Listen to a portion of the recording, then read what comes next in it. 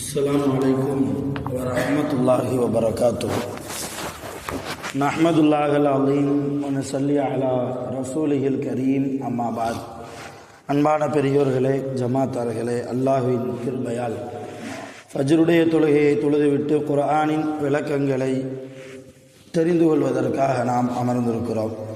ரப்பு சுப்ஹானஹு வ தஆலா நம்முடைய எல்லா அமல்களையும் பரிபூர்ணமாக கபூல் செய்வானாக. ஆமீன். கைர் பரக்கத்துகள் நிறைந்த நாளாக கெட்ட முடிவுகளை விட்டும், முசீபத்துகளை விட்டும், உலகத்தின் ஆபத்துகளை விட்டும், அல்லாஹ்வின் படைப்புகளின் தீங்குகளை விட்டும் பாதுகாப்பு பெற்ற நாளாக அல்லாஹ் இந்த நாளை நமக்கு அமைத்து தருவானாக. ஆமீன். சங்கையானவர்களே, வஸ்ஸமாஇ தாத்தில் புரூஜ் என்கிற சூரா, இந்த சூறாவில் மொத்தம் 22 ஆயத்துகள் இருக்கிறது. இந்த சூறாவை அல்லாஹ் இறக்குவதற்கான காரணம் என்னவென்றால், மக்காவில் நபி ஸல்லல்லாஹு அலைஹி வஸல்லம் அவர்கள் இருந்தபோது, அப்பொழுது ரசூலுல்லாவை ஈமான் கொண்ட மக்கள் ரொம்பவும் கம்மி. இந்த நேரத்தில் இந்த குறி சொல்லக்கூடியவர்களுடைய எண்ணிக்கை, குறி பார்க்கக்கூடியவர்கள் எண்ணிக்கை, அதிலும் குறிப்பாக நட்சத்திரத்தை வைத்து கணக்கு போடுவார்கள், ராசி பலன்கள் பார்ப்பார்கள். 12 கிரகங்கள் வானத்திலே உண்டு, அதைத்தான் 12 ராசிகளாக அவர்கள் ஆக்கி இப்படி செய்வார்கள். நபி ஸல்லல்லாஹு அலைஹி வஸல்லம் அவர்கள் என்றைக்கு நபியாக ஆக்கப்பட்டு மக்காவிலே அல்லாஹ்வை பற்றி, தன்னை பற்றி, இஸ்லாத்தை பற்றி எடுத்து சொல்ல ஆரம்பித்தார்களோ, அதிலிருந்து இந்த குறி பார்க்கக்கூடியவர்களுடைய வேலைக்கு வேட்டு வந்தது. ஏன்னா அவங்க அப்படி சொன்னாலும் 4 ஜனங்க வருவாங்க, அது மூலயமா வருமானம் பார்த்துட்டு இருந்தாங்க. ஆனால் ரசூலுல்லாவுடைய வருகையால் அவர்களுடைய வருமானத்திற்கு இடையூறு வந்தபோது ரசூலுல்லாவுக்கு நிறைய தொந்தரவு கொடுத்தாங்க, நிறைய கேலி பேசினார்கள். இஸ்லாமிய மார்க்கத்தை பற்றி, இந்த குர்ஆனை பற்றி, ரசூலுல்லாவுடைய மாசு இல்லாத தூய்மையான வாழ்க்கையை பற்றி அவதூறு பேசி ரொம்பவும் மூமின்களுடைய மனதை நோகடிக்கிற அளவுக்கு அவர்கள் சில செய்கைகளை செய்தார்கள். அப்பதான் இந்த சூறாவை அல்லாஹ் இறக்கிறான். இந்த சூறாவில் முற்பகுதியில், இந்த சூறாவினுடைய ஆரம்ப பகுதியில் முற்கால கட்டத்தில் முன்னால் நடந்த ஒரு சம்பவத்தை அல்லாஹ் சில ஆயத்துகளின் மூலமாக நமக்கு நினைவுபடுத்துகிறார். அந்த சம்பவம் தெரிஞ்சாதான் ஆயத்துக்கு நான் அர்த்தம் சொல்லும் போது உங்களுக்கு விளங்கும். அதனால ஆயத்துக்கு அர்த்தங்கள் சொல்வதற்கு முன்னால் இன்றைக்கு நான் அந்த சம்பவத்தை சொல்லிடுறேன். பனி இஸ்ராயில் என்ற பனி இஸ்ரவேலர்கள் காலத்தில் ஒரு அரசன் இருந்தான். இது சொல்றது கிதாபுல பதிவு செய்யப்பட்ட ஹதீஸ், அதைத்தான் நான் சொல்றேன். அந்த அரசனுக்கு ஒரு குறிபார்க்கக்கூடியவன் இருந்தான். இந்த அரசு ஏதாவது வெளியே போறதா இருந்தால் நல்ல நேரம் பார்த்து கொடுக்கறது, ஏதாவது வீட்டில் ஃபங்க்ஷன் வைக்கிறதா இருந்தால் இந்த நாளில் இன்ன கிழமையில இத்தனை மணி நேரத்தில் செய்ய என்று நல்ல நேரம் பார்க்கறது. நல்ல நேரம் கெட்ட நேரம் என்பது இஸ்லாத்தில் கிடையாது. அல்லாஹ் படைத்த எல்லா நேரமும் நல்ல மூமினாக இருந்தால் அவனுக்கு நல்ல நேரம், நல்ல தொழுகையாளியாக இருந்தால் அவருக்கு நல்ல நேரம். அல்லாஹ்வுடைய தொடர்பு இல்லாமல் இருந்தால் எத்தனை பேர்கிட்ட போய் பார்த்து நல்ல நேரம் குறித்தாலும் அது அவருக்கு முசீபத்தாக தான் போகும். சரி, அது ஒரு பக்கம் இருக்கட்டும். அப்போ அந்த அரசனுக்கு ஒரு குறிபார்க்கக்கூடிய ஒரு சூனியக்காரன் ஒருத்தன் இருந்தான். அவனுக்கு கொஞ்சம் வயசாகி போச்சு. அப்போ அவன் அரசன்ட்ட சொன்னான், அரசரே, மன்னரே, எனக்கு வயசாகிக்கிட்டே இருக்குது. நம்ம ஊரில் என்னையை விட்டால் உங்களுக்கு நல்ல நேரம் பார்த்து கொடுக்கறதுக்கு ஆள் இல்லை. அதனால் உங்கள் ஆட்சியில் இருக்கக்கூடிய ஒரு சிறிய பையனை, ஒரு 10லேருந்து 15 வயசுல இருக்கக்கூடிய ஒரு பையனை தினமும் என்கிட்ட பாடம் படிக்கிறதுக்கு அனுப்பிவிட்டா நான் ஜோசியம் பார்க்கறது எப்படி, குறி பார்க்கறது எப்படி, அடுத்தவனுக்கு சூனியம் வைக்கிறது எப்படி, இதெல்லாம் நான் என்ன செய்கிறேன், சொல்லி கொடுக்குறேன் என்று அந்த சூனியக்காரன், வயது முதிர்ந்த அந்த சூனியக்காரன் அரசனிடத்தில் சொன்னபோது அரசனும் அப்படிப்பட்ட ஒரு சிறுவனை ஏற்பாடு செய்தான். அந்த சிறுவனும் காலையிலும் மாலையிலும் நேரம் கிடக்கும் போதெல்லாம் அந்த சூனியக்காரருடைய வீட்டுக்கு போய் வந்து அந்த சூனியத்தை கற்றுக் கொடுத்திருந்தான். இப்படி காலம் ஓடுது. சில நாட்கள் கழிந்ததற்கு பின்னால் அந்த சிறுவன் ஒரு இடத்தை பார்க்கிறான். அங்கு ஒரு டென்ட் போட்டு மக்கள் எல்லாம் குழுமி இருக்கிறார்கள். சில பேர் கொஞ்சம் குழுமி இருக்கிறாங்க.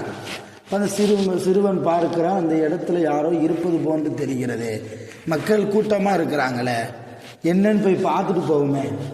இப்போ நமக்கு கூட அந்த பழக்கம் இருக்கு இல்லையா, 4 பேர் ஒரே இடத்துல மொத்தமாக நின்று பேசிட்டா அங்கே நின்று என்ன பேசுகிறாங்க, யார் பேசுகிறாங்க, யாரை பற்றி பேசுகிறாங்க, நின்று கொஞ்ச நேரம் தாழ்த்தி கேட்டுட்டு தான் போவோம். அந்த மாதிரி அந்த சிறுவன் என்ன செய்கிறான், நேராக அங்கே போய் பார்த்தால் அங்கே ஒரு துறவி இருக்கிறார். ராஹிப் என்ற ஹதீஸ்ல வருகிறது. துறவி என்றால் உலகத்தை துறந்தவர், அவ்வளவுதான். துறவிக்கும் இஸ்லாத்திற்கும் எந்த சம்பந்தமும் இல்லை என்று சொல்லிவிட முடியாது. துறவி அல்லாவை வணங்குபவர், அவர் முஸ்லீமாக இருந்தால் சரியா. அப்படிப்பட்ட துறவி அங்கே இருக்கிறார், மக்களுக்கு உபதேசம் செய்து கொண்டிருக்கிறார். அவருடைய உபதேசம் இந்த சிறுவனுக்கு ரொம்ப பிடிச்சு போயிடுச்சு. அங்கேயே உட்கார்ந்துட்டான். அன்றைக்கு யார்கிட்ட போகல, சூனியக்காரன்ட்ட பாடம் படிக்க போகணும் இல்லையா, போகலை, அந்த நேரத்தில் போகலை. அப்போ அந்த உபதேசம் முடிந்ததற்கு பின்னால் அந்த சிறுவனுக்கு நினைவுக்கு வருகிறது, ஆகா நம்ம அங்கே போகணுமே, அரசனுடைய கட்டளை இல்லையா, அங்கே போவோமேன்னு லேட்டாக போகிறான். இப்படியே என்ன ஆகி போச்சுன்னா, தினமும் வீட்டிலேருந்து கிளம்புறது, நேராக சூரியக்காரன்ட்ட போகிறதுக்கு முன்னாலும் இங்கே வந்துடுறது. யார்கிட்ட, இந்த துறவி இடத்துல. அவர் அல்லாஹ்வை பற்றி சொல்கிறாரு, முன்னால் இறக்கப்பட்ட வேதங்களை பற்றி சொல்கிறாரு, மலக்குகளை பற்றி சொல்கிறாரு, சில ஆன்மீக கருத்துக்களை சொல்கிறார். இது ரொம்ப, இந்த கல்வி ரொம்ப அந்த பையனுக்கு லயிச்சு போய் இங்கே தான் முதல்ல முக்கியத்துவம் என்று அவனுடைய மனதிலே ஒரு உறுதியை வைத்துக்கொண்டு, ஒரு நீயத்தை வச்சுக்கொண்டு இங்கே முதல்ல வந்துடுறான். இங்கே வந்தால் அங்கே என்ன ஆகும், போகிறது லேட்டாக போகிறான். லேட்டாக போனால் அங்கே சூனியக்கார அந்த கிழவன் என்ன செய்கிறான், அடிக்கிறான். ஏன் லேட்டாக வர்ற, சீக்கிரம் வரமாட்டியா, 1 நாள் 2 நாள் பார்க்கலாம், தினமும் லேட்டாவா வருவ என்று அடிக்கிறார். இதை இந்த துறவிடத்தில் அந்த சிறுவன் சொல்லுகிறான், உங்களுடைய கல்வி அல்லாஹ்வுடைய கல்வி, அல்லாஹ்வுடைய கல்வி என்று நீங்கள் சில கல்விகளை சொல்லித் தருகிறீர்கள், எனக்கு ரொம்ப பிடித்தமானதாக இருக்கிறது. ஆனால் அதே நேரத்தில் மன்னனுடைய உத்தரவோ, இந்த நாட்டு அரசனுடைய உத்தரவோ, அந்த சூனியக்காரிடத்தில் போய் நான் சூனியத்தை கற்க வேண்டும்.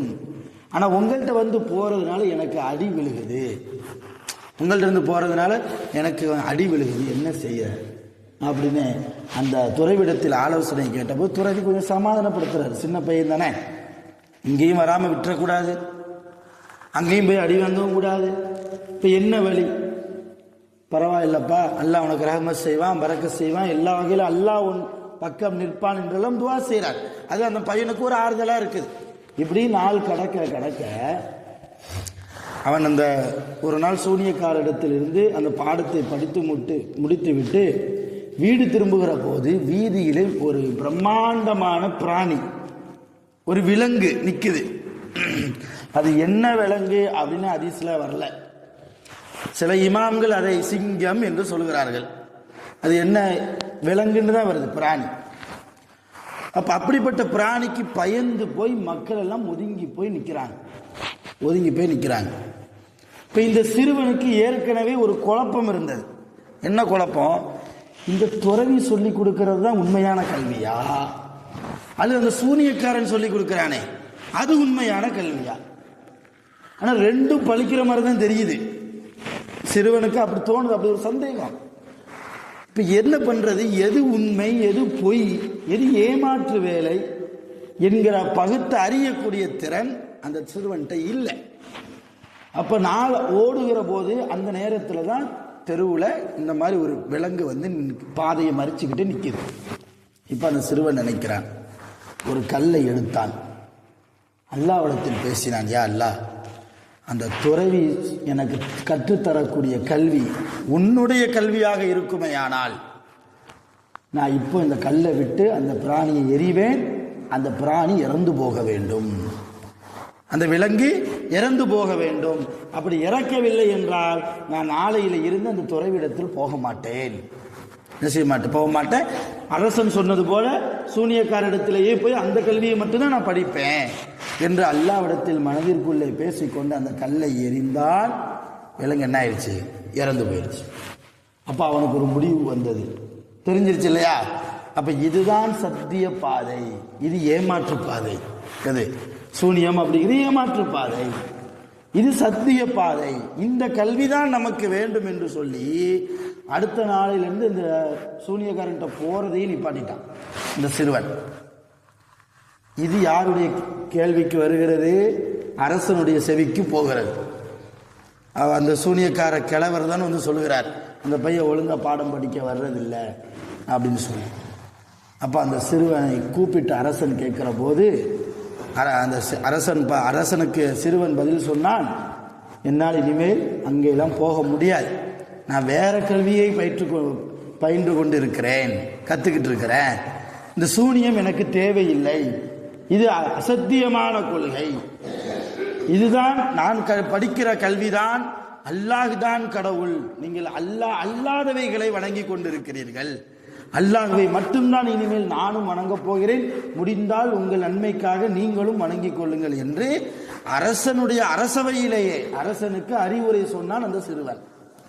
இதை கேள்விப்பட்டு, அப்படியா, உனக்கு கல்வி கற்றுக் கொடுக்கக்கூடிய அந்த துறவி, அவர் அவ்வளவு பெரிய சக்தி வாய்ந்தவரா, அல்லாஹ்வுடைய ரஹ்மத்து பெற்றவர், அவருக்கு எவ்வளவு சக்தி இருக்குன்னு எனக்கு தெரியாது, ஆனா அவருக்கு அல்லாஹ்வுடைய அருள் இருக்குது, அது மட்டும் எனக்கு தெரியும்.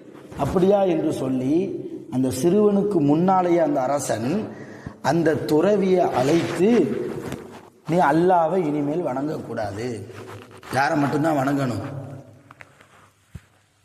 நான் வணங்கக்கூடிய விக்கிரகங்களை மட்டும்தான் நீ என்ன செய்ய வேண்டும், வணங்க வேண்டும், வேற எந்த அல்லாஹ்வையும் வணங்கக்கூடாது என்று சொல்ல அந்த துறவி மறுக்கிறார். அதை எப்படி ஏற்றுக்கிடுவாங்க? நல்ல ஈமான்தாரி, தலைக்கு மேல் கத்தி என்கிற சூழ்நிலையிலும் கூட ஈமான் என்ன செய்ய மாட்டோம், விட மாட்டோம் இல்லையா? இப்ப அதே மாதிரிதான் அந்த துறவி, நீ என்ன சொன்னாலும் எவ்வளவு சித்திரவதை செய்தாலும் ஒருபோதும் இந்த ஈமானை நான் விட்டு விட மாட்டேன் என்று சொல்ல, அந்த சிறுவனுக்கு முன்னாலேயே அந்த துறவியை, அந்த சிறுவனுடைய ஆன்மீக ஆசானாக இருந்த அந்த துறவியை ஒரு பெரிய ரம்பத்தை கொண்டு வர சொல்லி தலையிலிருந்து கால் வரையும் உடம்பை ரெண்டாக பிளந்தான். மன்னன் ரெண்டாக பிளந்துட்டான், உச்சந்தலையிலிருந்து அப்படியே ரெண்டாக வந்துட்டான் உடம்பையே. எதற்காக? அந்த சிறுவனுக்கு பயம் வர வேண்டும் என்பதற்கு. அப்பவும் அந்த சிறுவன் ஈமான்ல ரொம்ப ஸ்ட்ராங்கா இருந்தார், ரொம்ப ஸ்ட்ராங்கா இருந்தார். இதை பார்த்த, இதை கேள்விப்பட்ட அந்த அரசவையில் இருந்த ஒரு அமைச்சர், அவர் யாருன்னா அவருக்கு கண் பார்வை தெரியாது, அவர் ஒரு குருடு. அவர் நேரம் அந்த சிறுவருடைய வீட்டுக்கு போறார். இப்ப எனக்கு பார்வை தெரியாது, ஆனா அந்த மன்னனுக்கு நான் அமைச்சரா இருக்குதேன், இப்போ உன்னுடைய துறவியினுடைய நிலைமை பரிதாபமான நிலைமைதான், ஆனால் நீங்கள் இருக்கிற அந்த ஈமான். இன்னொரு விஷயம், அந்த விலங்கை நீ கொன்றாயாமே, தெருவில் இருக்கிற விலங்கை, மக்களை எல்லாம் பயமுறுத்தி கொண்டிருந்த அந்த விலங்கை ஏதோ சில வார்த்தைகளை உனக்குள்ளே பேசி கல்லை விட்டு எரிந்தாயாம், அந்த விலங்கு செத்து விட்டதாம், இப்படியெல்லாம் மக்கள் பேசுகிறார்களே. அப்போ நான் உன்னுடைய அல்லாஹ்வை நான் ஈமான் கொள்கிறேன், ஆனால் ஒரு கண்டிஷன், எனக்கு நீ பார்வையை தரணும், எனக்கு நீ என்ன செய்யணும், பார்வையை தரணும். அப்போ அந்த சிறுவர் சொன்னார், பார்வையை கொடுப்பது என் வேலை இல்லை, நான் உங்களுக்காக துவா வேணா செய்கிறேன். பார்வை தர்றது யார் தான்? அல்லாஹ் தான் உங்கள் பார்வையை போக்கியிருக்கிறான். அல்லாஹ் நினைத்தால்தான், அவன் நாடினால்தான் உங்கள் பார்வையை உங்களுக்கு திரும்பவும் தருவான். எனவே நான் உங்களுக்காக துவா வேணா செய்கிறேன், அல்லாஹ் நிச்சயமா என்ன செய்வான், தருவான், பார்வையை தருவான். பார்வை கிடைத்ததற்கு பின்னால் நீங்க என்ன செய்யணும், முஸ்லீமா மாறிடணும், அல்லாஹ் மட்டும்தான் ஈமான் கொள்ளணும், அல்லாஹ் மட்டும்தான் தொழணும், அல்லாஹ் மட்டும்தான் வணங்கணும். சரின்ட்டார் அந்த அமைச்சர். அந்த பையன் துவா கேட்டான், அல்லாஹும்ம ரத்த பசரஹு, யா அல்லாஹ் இந்த மனிதனுடைய பார்வையை திரும்ப கொடுத்துரு. இதுதான். அல்லாஹ் உடனே பார்வையை கொடுத்தான், அவர் ஈமான் கொண்டுட்டார். இது கேள்விப்பட்ட மன்னன் அந்த கண் பார்வை இல்லாமல் இருந்து திரும்ப அல்லாஹ்வுடைய உதவியால் அந்த சிறுவனுடைய துஆவால் கண் பார்வையை பெற்றுக்கொண்டாரே, அந்த அமைச்சரையும் கூப்பிட்டு உடம்ப ரெண்டா ஆகிட்டான், கொன்னுட்டான். இப்பொழுது இந்த சிறுவனை விட்டு விட்டால் ஊர் முழுக்க முஸ்லீம் ஆக்கிப்படுவானே, எல்லாத்தையும் போய் அல்லாஹ் பற்றி சொல்லிவிடுவானே என்பதற்காக அந்த சிறுவனுக்கு சில தண்டனைகளை வழங்கினான். அந்த தண்டனைகளிலிருந்து அல்லாஹ் எப்படி அவனை அந்த சிறுவரை காப்பாற்றினான், இறுதியில் இந்த சம்பவம் எப்படித்தான் முடிந்தது என்பதை இன்ஷா அல்லாஹ் நாளை நாம் யோசிப்போம். அப்ப இந்த சூறாவில வரக்கூடிய சில ஆயத்துகள் இது சம்பந்தமாக, இந்த சம்பவம் சம்பந்தமாக வருவதால் இந்த சம்பவத்தை தெரிந்து கொண்டால் அந்த ஆயத்துகளுக்கு அர்த்தம் சொல்கிற போது உங்களுக்கு விளங்கும் என்பதால் நான் சொல்கிறேன். வல்ல ரஹ்மான் நம் அனைவர்களுக்கும் அருள் புரிவானாக. அல்ஹம்துலில்லாஹி ரப்பில் ஆலமீன். சுப்ஹானல்லாஹி வ பிஹம்திஹி சுப்ஹானல்லாஹி லா இலாஹா இல்லா அன்த அஸ்தக்ஃபிருக வ அத்தூபு இலைக். ஆமீன். சுப்ஹான ரப்பிக ரப்பில் இஸ்ஸத்தி அம்மா யசிஃபூன் வ ஸலாமுன் அலல் முர்ஸலீன் வல்ஹம்துலில்லாஹி ரப்பில் ஆலமீன். ஸல்லல்லாஹு அலா முஹம்மத் ஸல்லல்லாஹு அலைஹி வஸல்லம். ஸல்லல்லாஹு அலா முஹம்மத் ஸல்லல்லாஹு அலைஹி வஸல்லம். ஸல்லல்லாஹு அலா முஹம்மத் யா ரப்பி ஸல்லி அலைஹி வஸல்லம்.